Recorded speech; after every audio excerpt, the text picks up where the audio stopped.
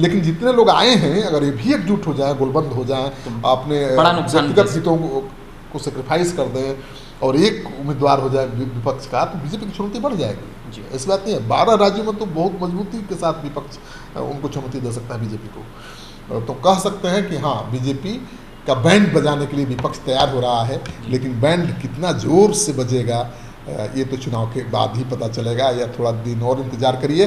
विपक्ष की जो रूपरेखा है पूरी तरह से सामने आ जाएगी, तब कुछ कहा जा सकेगा कि बीजेपी का बैंड कितना जोर से विपक्ष बजाएगा। अंततः विपक्षी एकता जो महागठबंधन की बार बार तारीख का ऐलान होने के बाद जो रद्द हो जा रही थी, आज पूरी हुई 23 जून को। 17 दल बताए गए, जिसमें उसके प्रमुख नेता आए और साथ ही इसमें नीतीश कुमार की खूब तारीफ हुई। साथ ही इसमें राहुल गांधी भी प्रेस कॉन्फ्रेंस में बोलते हुए नजर आए और सबसे बड़ी बात कि लालू प्रसाद यादव पहले से ज़्यादा स्वस्थ नजर आए। और इन तमाम बातों पर कि विपक्षी एकता में क्या कुछ बेहतर हुआ और क्या कुछ और बेहतर होना चाहिए था, इन तमाम बातों को लेकर हम बात करेंगे। वरिष्ठ पत्रकार श्रीकांत प्रत्यूष जी हैं। सर, जिस प्रकार से जो विपक्षी एकता की जो बातें लगभग 6 महीने से नीतीश कुमार के दिमाग में चल रही थी, लगातार अलग अलग राज्यों में जा करके लोगों को मिलकर बता रहे थे कि हम लोगों को एक होना चाहिए, और वो यहाँ पर एक झलक, मजबूत झलक देखने को मिली है। इसको कैसे देखते हैं? देखिए, राजनीति एक संवैधानिक किला है जी, और उस किला की जो घेराबंदी करना नहीं जानता है उस किले में फंस जाता है। तो नीतीश कुमार ऐसे नेताओं में आते हैं जो किले की घेराबंदी करना जानते हैं, वो किले में फंसे नहीं आज तक। आप देख ही रहे हैं कि बिहार की राजनीति में उनकी क्या हालत है। 18 साल से मुख्यमंत्री बने हुए हैं, 8 बार मुख्यमंत्री पद की शपथ लिया, और अब विपक्ष को बीजेपी के खिलाफ गोलबंद करने में जुटे हुए हैं। उन्होंने पूरे देश भर में घूम घूम करके विपक्ष के नेताओं से बातचीत की, उनको पटना में बुलाया। ये दीगर बात है कि 3 बार बैठक टल गई जी, लेकिन चौथी बार बैठक हुई आज, और बैठक में 17 दलों के नेता शामिल हुए। मतलब कन्याकुमारी से लेकर जम्मू कश्मीर तक के नेता यहाँ आए, और उन्होंने कहा भी कि भाई पूरा भारत एक है बीजेपी के खिलाफ। आपने देखा कि खड़गे ने कहा कि राहुल गांधी ने जहाँ जहाँ यात्रा की वहाँ वहाँ के राजनीतिक दलों ने यहाँ पर शिरकत की है। मतलब पूरा देश धीरे धीरे गोलबंद हो रहा है मोदी के खिलाफ, बीजेपी के खिलाफ। और उन्होंने कहा कि ये बैठक बहुत सफल रही है, और अगली बैठक अब दिल्ली के बाद, अगली बैठक अब शिमला में होगी, तो शिमला वाली बैठक सबसे अहम होगी। आज की बैठक तो पहली बैठक थी, तो इसलिए अहम थी कि देखना था कि कितने नेता इसमें शामिल होते हैं। अरविंद केजरीवाल भी शामिल हुए, लेकिन प्रेस कॉन्फ्रेंस से पहले वो निकल गए। स्टालिन भी शामिल हुए, लेकिन वो भी प्रेस कॉन्फ्रेंस के पहले ही चले गए। लेकिन बाकी जो सारे नेता थे प्रेस कॉन्फ्रेंस में शामिल हुए, और सबसे खास बात यह थी कि लालू जी भी प्रेस कॉन्फ्रेंस में बैठे हुए नजर आए। तो नीतीश कुमार की सबने तारीफ की, कहा कि आपने देश भर के विपक्ष के नेताओं को पटना में यहाँ लाकर बहुत बड़ा काम किया। ममता बनर्जी ने क्या कहा, आपने सुना ना जी? ममता बनर्जी, दिल्ली के बजाय पटना से शुरुआत होगा तो पटना का ममता बनर्जी सफल के तेवर काफ़ी तल्ख थे, बीजेपी पर खूब बरसी।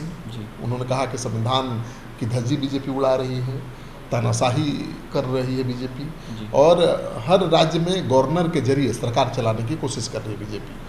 तो बीजेपी के खिलाफ लड़ना है, एकजुट होना है, और तय हो गया है। तो ममता बनर्जी कहती नजर तो आई कि सब कुछ तय हो गया है, विपक्ष एकजुट है, लेकिन क्या ममता बनर्जी कांग्रेस के लिए सीट छोड़ेंगी बंगाल में? इसी बात को लेकर जो दिल्ली और पटना की जो डिस्टेंस, दूरी बता रही थी कि जो पटना से होता है, वो कह सकते हैं नीतीश के बाद वो पहले ऐसे नेता थे जो पटना में बैठक कराने को लेकर कह सकते हैं कि दिल्ली में होने के बाद ये कांग्रेस का हो जाता। तो कहीं ना कहीं कांग्रेस से उनकी चीड़ भी दिखती है। उन्होंने कहा कि उन्होंने ही सलाह दी थी नीतीश कुमार को कि दिल्ली की जगह पटना में बैठक कीजिए, और कारण भी बताया। उन्होंने कहा कि दिल्ली में जो बैठक होती है उससे कोई नतीजा नहीं निकलता है, लेकिन नीतीश कुमार दिल्ली के लिए राजी भी हो गए थे, लेकिन पटना में जो बैठक होती है उससे जन आंदोलन बन जाता है। वो जेपी आंदोलन की तरफ उनका इशारा था। तो उन्होंने कहा कि पटना में उन्होंने ही सलाह दी थी नीतीश कुमार को दिल्ली की जगह बैठक करने के लिए, और कांग्रेस चाहती नहीं थी पटना में बैठक करना, क्योंकि कांग्रेस चाहती थी कि उसके नेतृत्व में ही ये बैठक। और शायद इसलिए 2 बार बैठक टली भी। लेकिन जब बीच बचाव हुआ, लालू यादव ने बात की सोनिया गांधी से, राहुल से, तब बात जाकर बनी और 23 तारीख का डेट तय हुआ। तो आज का हीरो किसको माना जाए? नीतीश आज कुमार? का हीरो, आज के दुल्हा तो कुमार। नीतीश कुमार है, जी। क्योंकि वो कन्वेनर भी बन गए हैं। क्योंकि सब नेता कहना था कि जिस तरह से अलग अलग राय विचार वाले लोग थे और सबको एक प्लेटफॉर्म पे लाना, और उसमें भी नीतीश जी का जिस हिसाब से सीट है, 45 विधायक है, कई लोग अलग अलग प्रकार से टोका टिप्पणी कर रहे थे और वहाँ पर सैकड़ों विधायक वाली पार्टियां थी, तो ये नीतीश कुमार के लिए चुनौती थी कि एक साथ बुलाकर पटना में नीतीश कुमार का वोट बैंक लोग कहते हैं कि 2% है, लेकिन मुख्यमंत्री कैसे बने हुए हैं 18 साल से? बिल्कुल। नीतीश कुमार के बारे में आप जो कह रहे हैं कि 43 विधायक है, फिर कैसे वो नेता बन सकते हैं? बनकर दिखा दिया जी। विपक्ष के तमाम नेताओं को उन्होंने पटना में बुलाया जी। बैठक भी हुई, बैठक में सहमति भी बनी कम से कम जी। कि भाई एक साथ लड़ना है, बीजेपी के खिलाफ लड़ना है। जी। ये दीगर बात है कि सबको एक साथ लेकर चुनाव में चलना बहुत आसान काम नहीं है, जी। क्योंकि कई जगहों पर कई क्षेत्रीय दल ही आपस में टकरा रहे हैं। लोकसभा चुनाव होगा तो कई क्षेत्रीय दल ही आमने सामने होंगे, और उसमें कई जगहों पर कांग्रेस और क्षेत्रीय दलों का मुकाबला होगा, जैसे पश्चिम बंगाल में। जी, पश्चिम ममता चाहेंगी कांग्रेस को देना, उन्होंने तो कहा भी दिया था पहले। तो कांग्रेस भाजपा को हराने के लिए नुकसान सहेगी, ऐसा ये सवाल सबसे बड़ा उठता है। नहीं, अब कांग्रेस कितनी सीटें छोड़ेगी और किस हद तक जाकर मुझे लगता है कि कुर्बानी देगी, ये तो कहना बड़ा मुश्किल है। कांग्रेस दक्षिण में 200 से ज़्यादा सीटों पर चुनाव लड़ती है, तो क्या 100 सीटों पर लड़ने को तैयार हो जाएगी? क्या कांग्रेस पार्टी के लिए ममता बनर्जी कुछ सीटें छोड़ेंगी? अरविंद केजरीवाल कांग्रेस को साथ लेकर चलने को तैयार होंगे? कई सवाल हैं, बहुत आसान नहीं है। देखिए 1971 में भी इंदिरा गांधी के खिलाफ इसी तरह का विपक्ष का मुहिम चला था जी। विपक्ष एकजुट हुआ था, लेकिन मुंह की खानी पड़ी। जेपी आंदोलन क्यों असरदार रहा? क्योंकि सब दल आपस में मिल गए, मतलब एक विपक्ष का एक उम्मीदवार हो, तो लड़ाई हो गई, विपक्ष बनाम इंदिरा गांधी, बिल्कुल ठीक है, और इंदिरा गांधी को धराशायी होना पड़ा। तो इस बार 71 में विपक्ष ने क्या दिया था? इंदिरा हटाओ का नारा दिया था, जी। और इंदिरा ने दिया गरीबी हटाओ का नारा। जी। तो इंदिरा हटाओ से ज़्यादा गरीबी हटाओ का नारा भारी पड़ गया। इंदिरा गांधी 71 में फिर मजबूती के साथ आ गई, फिर कमबैक कर ली थी। तो 71 के पहले जो इंदिरा गांधी के सामने चुनौतियाँ थी, अंदरूनी चुनौतियाँ थी, पार्टी से चुनौतियाँ जो मिल रही थी बहुत बड़ी थी, जी। और लग रहा था कि अब इंदिरा गांधी चुनाव नहीं जीत पाएंगे। जिस तरह से विपक्ष उनके खिलाफ गोलबंद हो रहा था, जैसे आज हो रहा है, लेकिन वो जीती, जी। मजबूती के साथ जीती। तो ये कहना कि विपक्ष की बैठक हो गई, विपक्ष गोलबंद होने लगा, तो मोदी सरकार की विदाई हो गई, ये थोड़ी जल्दबाजी होगी। अभी बहुत कुछ करना है। जी, एक सवाल और आ रहा है कि अब ये 2 महीने बाद बैठक की बात हुई है अगस्त में, तो ये अगस्त में नहीं, जुलाई में 10 से 12 जुलाई को शिमला में बैठक होगी, और अब आगे की बैठक करने की जिम्मेवारी खड़गे को, मतलब कांग्रेस पार्टी को दे दी गई है। देखिए कांग्रेस पार्टी तो लीड रोल में रहेगी, नीतीश कुमार को कन्वेनर बना दिया गया, सारे दलों को साथ लाने की कोशिश करेंगे, सारे दलों के बीच जो मतभेद है, जो कन्फ्यूजन है, उसको दूर करेंगे। लेकिन लीडरशिप तो कांग्रेस का ही चलेगा, कांग्रेस ही लीड करेगी।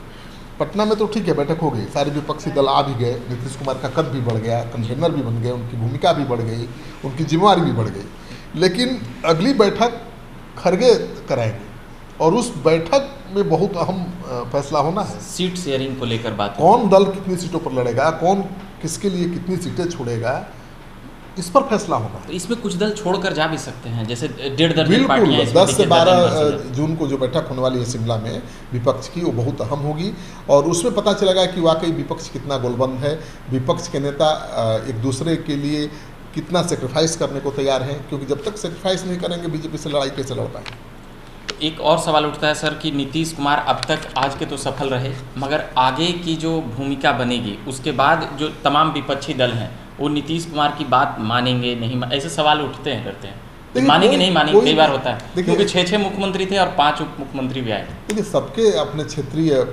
राजनीतिक मजबूरियाँ हैं। जी।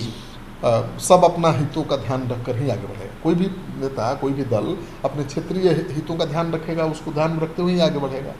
अपना हित का ध्यान नहीं रख करके कांग्रेस के लिए या नीतीश कुमार के लिए सब सेक्रीफाइस कर देगा, ऐसा थोड़ी बात। देखिए पीएम कौन बनेगा ये तय नहीं, और बिना नाम तय हुए कि पीएम कौन बनेगा लड़ाई मजबूती से लड़ नहीं पाएगा विपक्ष, क्योंकि मोदी एक तरफ है तो दूसरी तरफ एक चेहरा होना चाहिए, देना पड़ेगा। ठीक है, नीतीश कुमार कह रहे हैं कि हमको पीएम नहीं बनना है, तो कांग्रेस पार्टी से राहुल गांधी आज की तारीख में तो मुकाबला करने में सक्षम नहीं है मोदी का, कारण भले कितना भी अच्छा इंसान हो लेकिन राजनीति के हिसाब से देखिएगा। पर नीतीश ने इस प्रकार से मना नहीं किया। अगर सभी लोग कह दे कि नीतीश कुमार, जैसे कोई आदमी खुद थोड़ी कहेगा कि हमको शादी करना है दूल्हा, सब लोग कह दे आप ही को कि आप ही प्रधानमंत्री बनिएगा तो आप खुश नहीं हो जाइएगा जी, इतना आसान नहीं है। तो नहीं मानेंगे नीतीश को?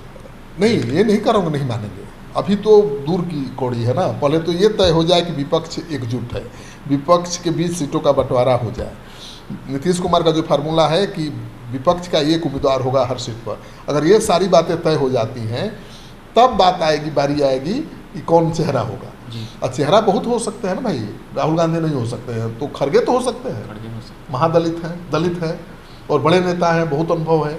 कांग्रेस पार्टी किसी को आगे कर सकती है, जब मनमोहन सिंह को आगे कर सकती है, देवगौड़ा जैसे नेता को पीएम बना सकती है, के गुजराल को बना सकती है, तो पीएम कौन बनेगा ये तय करना पड़ेगा पहले, मुझे लगता है चुनाव के पहले जी। लेकिन अभी विपक्ष ये संदेश दे रहा है कि ये सब कुछ चुनाव के बाद तय होगा, क्योंकि उसके पहले लड़ाई ना हो जाए पीएम पद को लेकर, क्योंकि पीएम पद के उम्मीदवार दावेदार तो कई हैं, अरविंद केजरीवाल भी हैं, ममता बनर्जी भी हैं, स्टालिन भी हैं, केसीआर भी है, कौन नहीं चाहता कि पीएम बने भाई। तो जो कुछ दल नहीं आए सर, जैसे केसीआर जो तो पहले ही आ गए थे, एक बार मिले भी थे नीतीश जी से आके, मायावती, नवीन पटनायक तो पहले ही वो अपना कर चुके थे ओके कि हम भाई नहीं रहेंगे इसका हिस्सा, तो इन लोगों को कैसे देखते हैं? देख केसीआर, मायावती एक बड़ा फैक्टर मानी जा रही है उत्तर प्रदेश के लिए। केसीआर मायावती के साथ प्रॉब्लम है जी, ऐसे भी ईडी सीबीआई उनके पीछे लगा हुआ है, पता है ना जी। तो केसीआर बहुत मजबूती से लड़ाई ने शुरू की थी उन्होंने विपक्ष का मोर्चा बनाने की, लेकिन उनका मोर्चा टाइफिस हो गया। तेजस्वी यादव को अपने जन्मदिन पर बुलाया था विपक्ष के तमाम नेताओं के साथ, लेकिन नीतीश कुमार को न्योता नहीं दिया था। नीतीश कुमार ने न्योता दिया होगा लेकिन वो नहीं आए। ये जो है मायावती का आना बहुत जरूरी था जी, क्योंकि वो दलितों की बड़ी नेता है और उत्तर प्रदेश में वो अगर साइड लेंगी तो हाँ, लेकिन तब है कि अखिलेश यादव किसी के साथ समझौता करने के लिए तैयार नहीं है, क्योंकि वो देख चुके हैं मायावती से भी समझौता करके और कांग्रेस से भी करके, और वो भी चाहते हैं कि वो अकेले चुनाव लड़े या छोटे जो क्षेत्रीय दल हैं मजबूत हैं उनको साथ लेकर चुनाव लड़ें।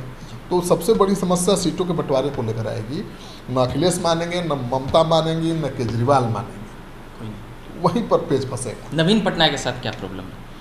नवीन पटनायक तो वो कहीं ना कहीं सपोर्ट करते नजर आते हैं, बिल्कुल एनडीए के साथ वो कंफर्टेबल है। आपने देखा है कि नीतीश कुमार मिले थे उनसे ना जी, तो फिर वो चले गए थे बीजेपी के नेताओं से मिलने दिल्ली, तो वो कंफर्टेबल बीजेपी के साथ है, वो नहीं आएंगे। लेकिन जितने लोग आए हैं अगर ये भी एकजुट हो जाए, गोलबंद हो जाए, अपने व्यक्तिगत हितों को सेक्रीफाइस कर दें और एक उम्मीदवार हो जाए विपक्ष का, तो बीजेपी की चुनौती बढ़ जाएगी जी। ऐसी बात नहीं है, 12 राज्यों में तो बहुत मजबूती के साथ विपक्ष उनको चुनौती दे सकता है बीजेपी को। तो कह सकते हैं कि हाँ, बीजेपी का बैंड बजाने के लिए विपक्ष तैयार हो रहा है, लेकिन बैंड कितना जोर से बजेगा ये तो चुनाव के बाद ही पता चलेगा, या थोड़ा दिन और इंतजार करिए। विपक्ष की जो रूपरेखा है पूरी तरह से सामने आ जाएगी, तब कुछ कहा जा सकेगा कि बीजेपी का बैंड कितना जोर से विपक्ष बजाएगा। चलिए, तो ये तमाम बातें कर चुके हैं श्रीकांत प्रत्युष जी, तमाम बातें अभी बता रहे थे, बाकी और बने रहिए खबरों में।